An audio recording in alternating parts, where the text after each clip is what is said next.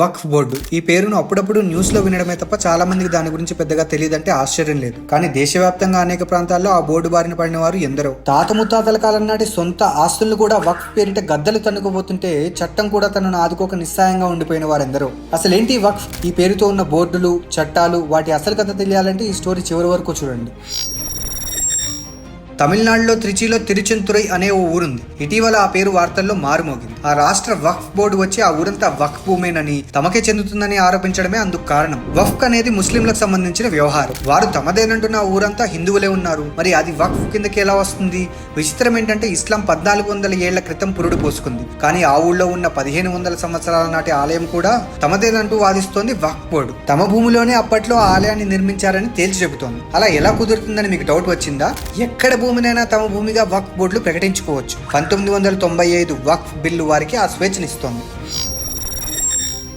మరో ఘటన చూస్తే సూరత్ మున్సిపల్ కార్పొరేషన్ ప్రభుత్వ భవనంపై గుజరాత్ వక్ఫ్ బోర్డు కన్నేసింది. మొఘలుల సమయంలో అది హజ్ యాత్రికుల విశ్రాంతి సత్రంగా ఉండేదని చెబుతోంది. అది అలా ఉంచితే గుజరాత్ తీరానికి సమీపంలో ఉన్న 2 దీవులు కూడా తమవేనని క్లెయిమ్ చేస్తోంది ఆ రాష్ట్ర వక్ఫ్ బోర్డు. అవి వేరేవో కాదు, స్వయంగా భగవానుడు శ్రీకృష్ణుడు నడిచినట్లుగా భావించి హిందువులు పవిత్రంగా చూసుకునే బెట్ ద్వారక దీవులు. అది కూడా తమదేనంటోంది వక్ఫ్ బోర్డు. అందుకోసం ఏకంగా రాష్ట్ర హైకోర్టుకు వెళ్లింది. బోర్డు క్లెయిమ్ విని ఆ కోర్టు న్యాయమూర్తి షాక్ అయ్యారు. విషయం అర్థమై కేసు విచారణకు కూడా స్వీకరించలేదు. దీంతో అదృష్టం బావుడి శ్రీకృష్ణుడి భూమి తాత్కాలికంగా ఆగింది. లేదంటే ఈ పాటికి అక్కడ చక్కటి మసీదు మొదలయ్యేది. ఇక ఇది ఇంకో ఘటన. సూరత్ లో శివశక్తి పేరిట ఓ హౌసింగ్ సొసైటీ ఉంది. అందులోని ఓ ప్లాట్ యజమాని దాన్ని వక్ఫ్ బోర్డులో రిజిస్టర్ చేయించాడు. అంతే, అక్కడ నమాజులు స్టార్ట్ అయ్యాయి. మొత్తం భవనం మసీదుగా మారింది. దానిపై అభ్యంతరాలు వ్యక్తం చేసేందుకు కూడా స్థానికులకు అవకాశం లేదు. 1-2 కాదు, ఇలాంటి ఘటనలు కోకొల్లలు. అసలు ఇంతకీ వక్ఫ్ అంటే ఏంటి? దాని బిల్లు ఏంటి?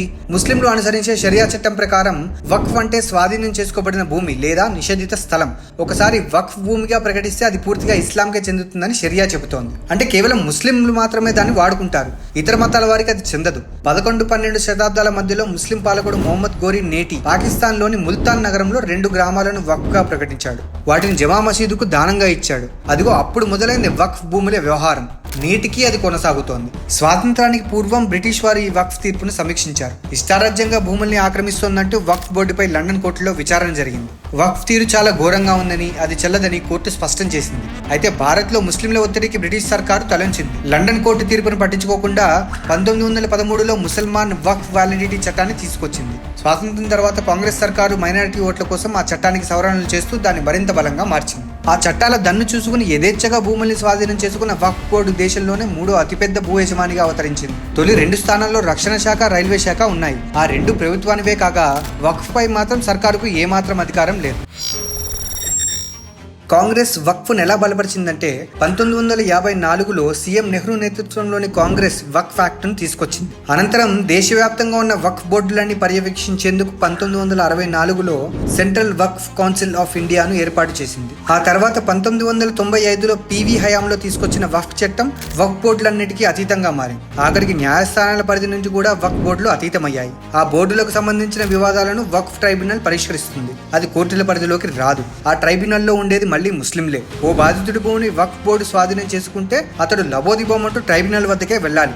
షరియా చట్టం ఆధారంగా స్వాధీనం చేసుకున్న భూమి విషయంలో షరియా చట్టం ఆధారంగా పనిచేసే ట్రైబ్యునల్ న్యాయం ఎలా చేస్తుంది? ఇదిగో ఇక్కడే సామాన్యులు ఏమీ చేయలేని పరిస్థితుల్లో పడ్డారు. ఇస్లామేతరులకు వక్ఫ్ భూముల వివాదంలో న్యాయం జరగడం అసాధ్యమని ఆవేదన వ్యక్తం చేస్తున్నారు. చట్టం తమకిచ్చిన స్వేచ్ఛను వక్ఫ్ బోర్డులు దర్జాగా వాడుకుంటున్నాయి. దేశంలో ఏ భూములైనా తమవంటూ యథేచ్ఛగా కబ్జాలు చేస్తున్నాయని బాధితులు తీవ్ర ఆవేదన వ్యక్తం చేస్తున్నారు. దీన్ని కొంతమంది ల్యాండ్ జిహాద్ గా అభివర్ణిస్తున్నారు.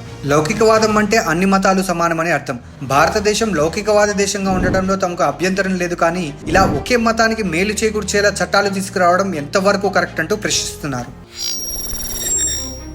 వక్ఫ్ ఆస్తుల నిర్వహణకు మూలాలు 1923లో బ్రిటిష్ ప్రభుత్వం ఆమోదించిన ముసాయిదాలో ఉన్నాయి. ఆ ముసాయిదా 1925లో చట్టంగా రూపుదాల్చింది. ఇక స్వాతంత్రం వచ్చాక కాంగ్రెస్ నెహ్రూ హయాంలో జరిగిన మైనారిటీ అపీస్మెంట్ అంతా ఇంతా కాదు. 1954లో పీఎం నెహ్రూ వక్ఫ్ బోర్డుకు చట్టపరమైన హోదా ఇచ్చారు. బ్రిటిష్ కాలం నాటి వక్ఫ్ను రాజ్యాంగంలోకి బలవంతంగా ఇరికించారు. ఇక ఆ తర్వాత కూడా కాంగ్రెస్ రాజ్యం కావడంతో ఆ చట్టాన్ని ఆపేవాడు, అడ్డుకునే నాదుడు లేకుండా పోయారు. 1963, 1964, 1984, 1997 2025, 2014 సంవత్సరాల్లో కాంగ్రెస్ సవరణలతో వక్ఫ్ శక్తిని పెంచుకుంటూ పోయింది. యూపీఏ సర్కారు 2013 డిసెంబర్లో ముస్లింల ఓట్లే లక్ష్యంగా వక్ఫ్ చట్టానికి చేసిన సవరణలు దాన్ని ఏకంగా ప్రభుత్వంతో సమానమైన శక్తిగా మార్చేశాయి. 2014లో అధికారం నుంచి దిగిపోయే ముందు కాంగ్రెస్ పార్టీ దేశానికి చెందిన 123 ఆస్తులను వక్ఫ్ బోర్డుకు అప్పగించిందన్న ఆరోపణలు ఉన్నాయి.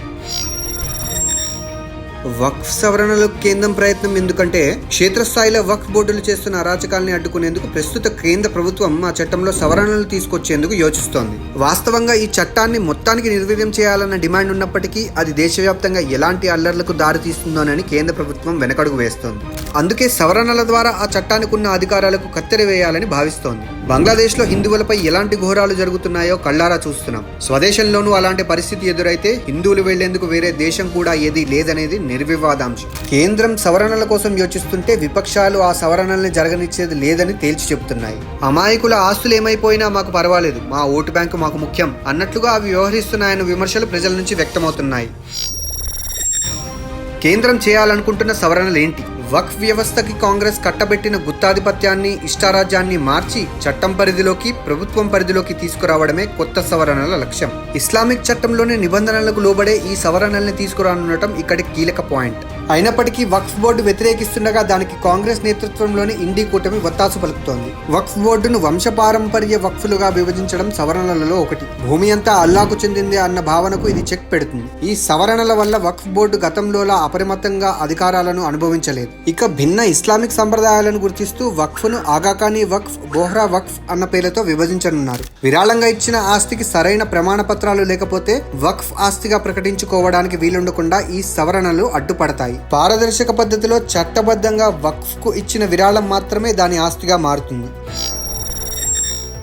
వక్ఫ్ పర్యవేక్షణ, విచారణ అధికారాలను వక్ఫ్ సర్వేయర్ల నుంచి కలెక్టర్లకు మార్చడం మరొక కీలక సవరణ. దీనివల్ల వక్ఫ్ బోర్డు క్లెయిములను కలెక్టర్లు పర్యవేక్షించేందుకు అవకాశం ఉంటుంది. అంతేకాక వక్ఫ్ బోర్డు తన డేటాబేస్ను ఆయా రాష్ట్రాల ప్రభుత్వాల పోర్టల్స్లో అప్లోడ్ చేయాల్సి ఉంటుంది. మొత్తం చరిత్ర అందులో ఉండటంతో కొత్తగా భూముల్ని కబ్జా చేసేందుకు వీలుండదు. బోర్డుల ఆధీనంలోని ఆస్తులు కూడా 6 నెలల వ్యవధిలో ఈ పోర్టల్ ద్వారా రిజిస్ట్రేషన్ చేసుకోవాల్సి ఉంటుంది. అదేవిధంగా వక్ఫ్ బోర్డులు కాగ్ ఆడిటర్ల పరిధిలోకి వస్తాయి. ఒక్కసారి వక్ఫ్ కి చెందినదైతే ఎప్పటికీ వక్ఫ్దే అన్న వాదనకు తెరపడుతుంది.